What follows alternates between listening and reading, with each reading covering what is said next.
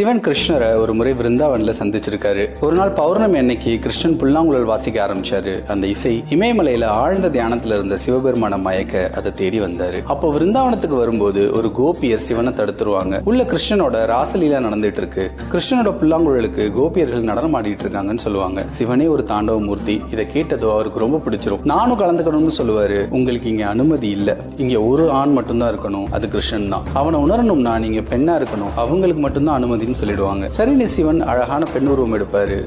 உள்ள போவாரு, கிருஷ்ணரை சந்திப்பாரு. எங்காகிலும் பார்த்தது உண்டோ, நீருடன் சேர்ந்தது உண்டோ, யார் யாரினை விழுங்குவர் என்பதை சொல்வார் உண்டோ. கோபியர் உருவம் எடுத்ததுனால சிவனுக்கு கோபேஸ்வரங்கிற பேர் வந்தது. விருந்தாவன்ல 2 பேரும் சந்திச்ச இடத்துல சிவபெருமானுக்கு கோபேஸ்வர மகாதேவன் ஒரு கோவிலும் இருக்கு.